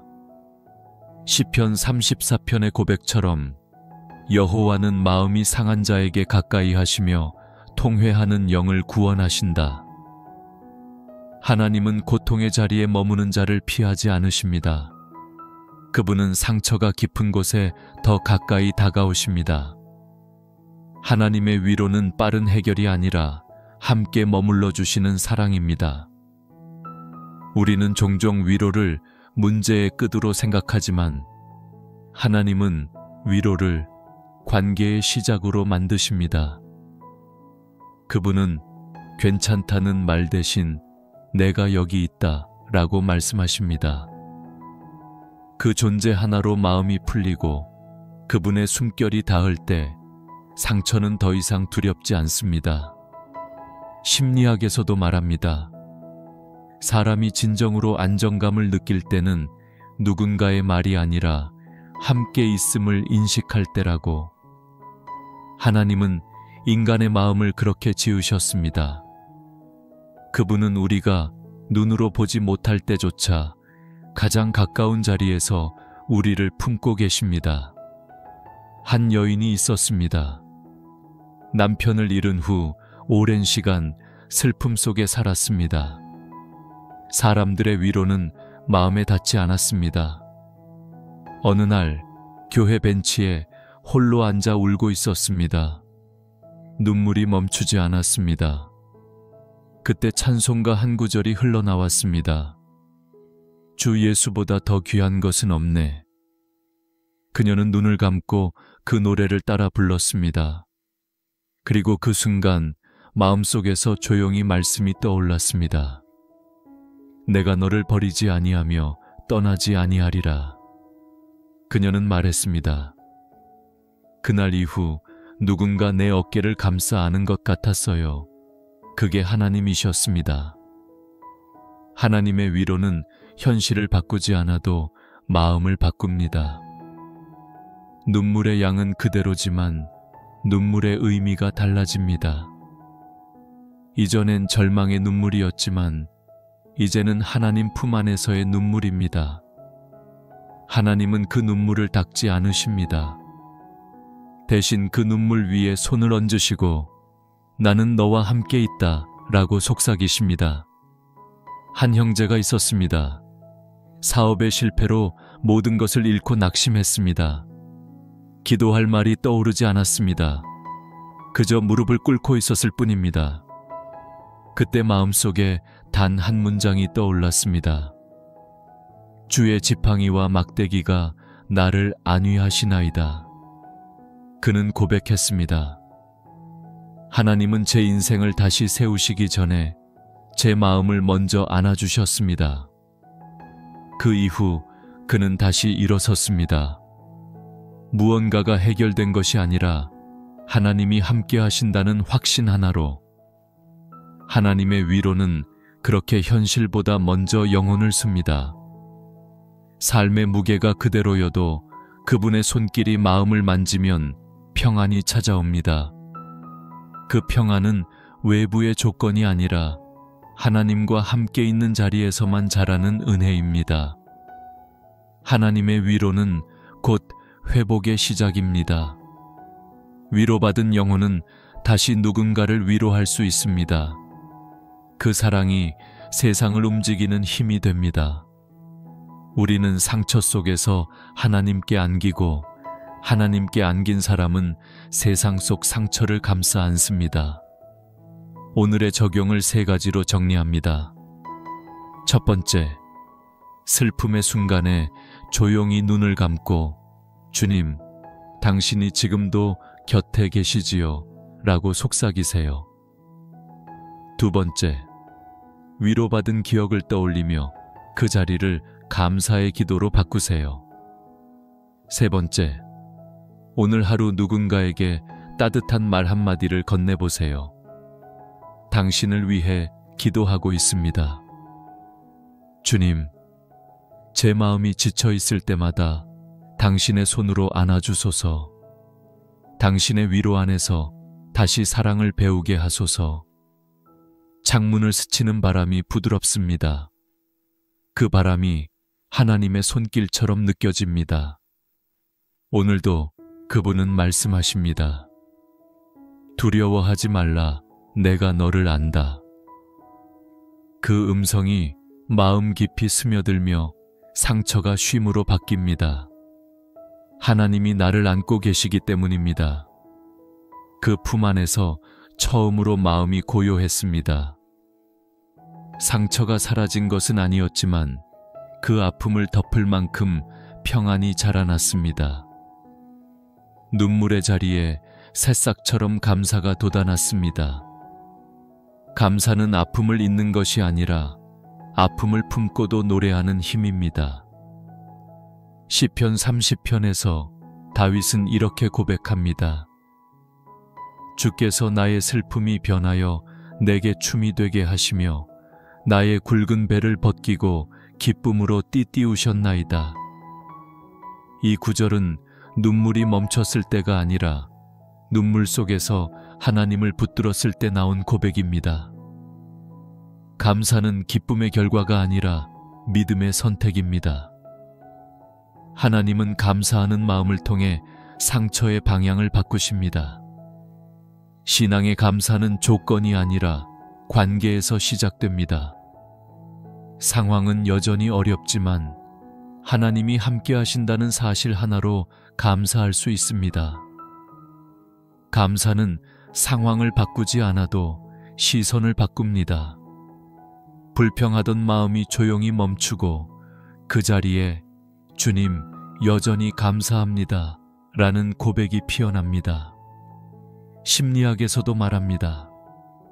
감사를 표현할 때 인간의 뇌는 안정과 만족을 담당하는 전두엽이 활성화된다고. 감사 습관은 감정의 균형을 회복시키고 상처를 새로운 의미로 재구성하게 돕는다고 합니다. 하나님은 이미 그 원리를 창조 안에 심어두셨습니다. 감사는 단순한 감정이 아니라 영혼의 회복을 돕는 영적 설계입니다. 한 자매가 있었습니다. 오랜 우울과 상처 속에서 마음이 닫혀 있었습니다. 그녀는 어느 날 새벽 성경을 펴다 시편 100편을 읽게 되었습니다. 온 땅이여 여호와께 즐거이 부를지어다. 기쁨으로 여호와를 섬기며 노래하면서 그의 앞에 나아갈지어다. 그녀는 그 구절을 여러 번 읽었습니다. 그리고 눈을 감고 조용히 속삭였습니다. 주님, 저는 아직 기쁘지 않습니다. 그러나 감사드리고 싶습니다. 그 고백이 시작이었습니다. 며칠 후 그녀는 하루에 한 가지씩 감사 제목을 적기 시작했습니다. 오늘 숨 쉴 수 있어서 감사합니다. 따뜻한 밥을 먹게 하셔서 감사합니다. 기도할 수 있는 힘을 주셔서 감사합니다. 그 단순한 문장들이 그녀의 삶을 바꿔갔습니다. 그녀는 말했습니다. 감사는 기적이 아니었습니다. 하지만 기적이 일어날 수 있는 마음이 되게 했습니다. 감사는 하나님께 향한 신뢰의 언어입니다. 감사할 이유를 찾기 전에 하나님을 바라보는 일, 그것이 신앙의 성숙입니다. 우리는 종종 잘 되었을 때 감사하지만 하나님은 믿을 수 있을 때 감사하길 원하십니다. 감사는 상황보다 하나님을 크게 보는 눈입니다. 한 형제가 있었습니다. 직장을 잃고 불안 속에 살았습니다. 기도는 반복이 되었고 믿음은 점점 작아졌습니다. 그러던 어느 날 지인이 전해준 한 문장이 그의 마음을 멈추게 했습니다. 감사는 현실을 바꾸지 않지만 현실을 이길 힘을 준다. 그는 그날 밤 무릎을 꿇었습니다. 주님, 오늘 아무 일도 바뀌지 않았지만 감사합니다. 그 기도 이후 마음의 무게가 조금 가벼워졌습니다. 며칠 뒤 작은 일자리를 얻게 되었습니다. 그는 말했습니다. 하나님은 감사하는 마음에 새로운 길을 열어주셨습니다. 감사는 다시 노래하게 하는 힘입니다. 찬양은 감사의 언어로 피어납니다. 눈물의 날이 끝나지 않아도 감사의 노래는 이미 회복의 시작입니다. 하나님은 감사하는 영혼에게 기쁨의 리듬을 심어주십니다. 그 노래가 다시 마음을 씁니다. 오늘의 적용을 3가지로 정리합니다. 첫 번째, 하루에 한 가지씩 감사 제목을 적으세요. 작아도 괜찮습니다. 두 번째, 감정이 무거운 날일수록 입술로 감사합니다, 주님을 3번 고백하세요. 세 번째, 감사할 이유가 없다고 느껴질 때 하나님이 여전히 나를 사랑하신다는 사실 하나를 기억하세요. 주님, 제 영혼이 다시 감사하게 하소서. 눈물 속에서도 감사의 노래를 잃지 않게 하소서. 그 노래로 다시 당신께 나아가게 하소서. 창문을 열자 저녁의 바람이 부드럽게 스쳤습니다. 멀리서 들려오는 찬양 소리가 공기를 가르며 퍼져갔습니다. 그 소리 안에 마음이 머물렀습니다.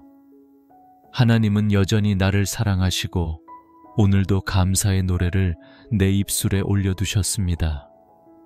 그 노래가 하루를 감싸고 마음은 천천히 고요해졌습니다. 감사로 시작된 마음은 결국 평안으로 향합니다. 하나님이 주시는 평안은 세상이 줄 수 없는 고요입니다. 그 평안은 바람이 잦아든 강처럼 잔잔하고 폭풍이 멈춘 뒤에 하늘처럼 맑습니다. 요한복음 14장에 예수님은 이렇게 말씀하셨습니다. 내가 너희에게 평안을 주노라. 내가 주는 평안은 세상이 주는 것과 같지 아니하니라. 그분의 평안은 환경의 결과가 아니라 임재의 증거입니다.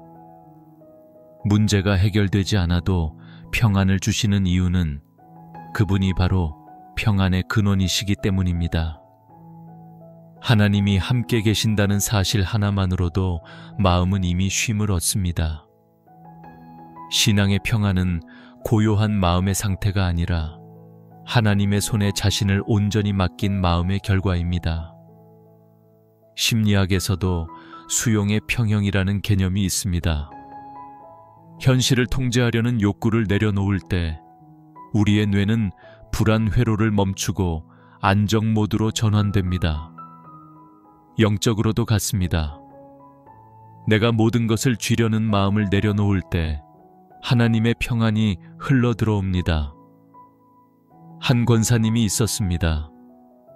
평생을 가족을 위해 살았지만 노년이 되어 마음이 허전했습니다. 자녀들은 각자의 삶에 바빴고 집은 늘 조용했습니다. 그녀는 어느 날 이렇게 고백했습니다. 기도는 여전히 하지만 마음이 자꾸 외롭습니다. 그날 밤 성경을 펴다 한 구절이 눈에 들어왔습니다. 수고하고 무거운 짐진 자들아 다 내게로 오라. 내가 너희를 쉬게 하리라. 그녀는 눈을 감고 그 말씀을 여러 번 속삭였습니다. 주님, 제 짐을 내려놓습니다. 그 순간 이상하게도 눈물이 났습니다. 눈물 속에 평안이 흘러왔습니다. 그녀는 말했습니다. 하나님이 제 어깨에서 무게를 드러내셨어요. 그저 그분의 품에 기대면 되었어요. 하나님의 평안은 그렇게 찾아옵니다. 말보다 먼저, 상황보다 앞서 마음을 감쌉니다. 하나님은 우리에게 완벽한 인생을 주시지 않지만 그분의 품 안에서는 언제나 완전한 쉼을 허락하십니다. 한 청년이 있었습니다. 직장과 가정 사이에서 마음이 지쳐 있었습니다. 매일 무언가를 해야 한다는 압박감이 그를 괴롭혔습니다. 그러던 어느 날 새벽 기도에서 목회자의 한마디가 마음에 남았습니다. 하나님은 너의 결과보다 존재를 사랑하신다. 그 말이 가슴을 쳤습니다. 그날 이후 그는 하루의 시작을 이렇게 바꿨습니다. 해야 할 일을 적기보다 감사할 일을 먼저 적었습니다. 그 변화는 작았지만 마음의 무게가 달라졌습니다. 그는 말했습니다. 하나님이 주신 평안은 문제 해결이 아니라 시선의 변화였습니다. 하나님의 평안은 무거운 생각을 멈추게 하고 멈춤 속에서 우리를 다시 씁니다. 기도도 찬양도 감사도 결국은 하나님의 품 안으로 돌아가는 과정입니다. 그 품 안에서만 우리는 쉼을 배웁니다. 세상은 여전히 분주하지만 하나님은 우리 안에서 조용히 말씀하십니다. 괜찮다. 지금 이대로도 나는 너를 사랑한다. 그 한마디가 평안의 근원입니다. 하나님이 우리를 보시며 미소 지으실 때 그 시선 하나로 마음의 폭풍이 잠잠해집니다. 평안은 문제의 부재가 아니라 하나님의 임재로 채워진 공간입니다. 오늘의 적용을 3가지로 정리합니다. 첫 번째, 하루의 시작에 짧게 호흡하며 고백하세요. 주님, 오늘 제 마음을 쉬게 하소서. 두 번째, 생각이 복잡할 때 눈을 감고 말하세요.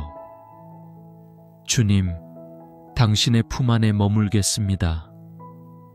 세 번째, 밤이 깊어질 때 감사의 한 문장을 적으세요. 오늘도 하나님 안에서 평안을 배웠습니다. 주님, 제 마음이 분주할 때마다 당신의 품으로 돌아가게 하소서. 세상의 소리보다 주의 음성이 크게 들리게 하소서.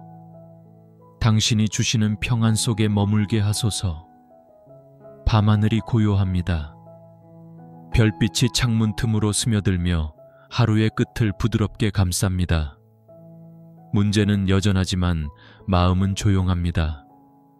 하나님이 주신 평안이 이 밤을 덮고 있습니다. 그 평안은 단지 오늘을 위한 휴식이 아니라 내일을 살아갈 힘이 되었습니다. 감사로 시작된 여정은 평안으로 머물고 이제 그 평안은 소망으로 이어집니다. 하나님이 함께 하신다는 확신이 모든 불안의 끝에서 새 길을 엽니다.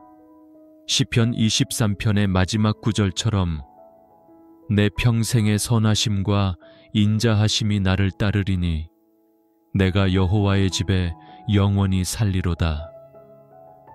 이 고백은 단순한 결심이 아니라 확신입니다. 하나님은 우리를 잠시 도우시는 분이 아니라 평생을 함께 걸어가시는 분이십니다. 그분의 선하심은 우리의 어제를 감싸고 그분의 인자하심은 오늘을 지탱하며 그분의 약속은 내일을 인도하십니다. 사람의 사랑은 시간 속에서 변하지만 하나님의 사랑은 시간을 넘어섭니다. 그분의 사랑은 어제보다 오늘 더 깊고 오늘보다 내일 더 충만합니다. 하나님은 한순간의 평안이 아니라 영원한 동행으로 우리를 품으십니다. 심리학에서는 존재의 안정감을 삶의 가장 깊은 평화라고 부릅니다. 사람이 자신이 사랑받는 존재임을 확신할 때 두려움은 자연히 사라진다고 합니다. 하나님 안에서의 소망은 이 진리를 완전히 품고 있습니다. 소망은 결과를 기대하는 감정이 아니라 하나님의 사랑 안에 머무는 신뢰의 상태입니다.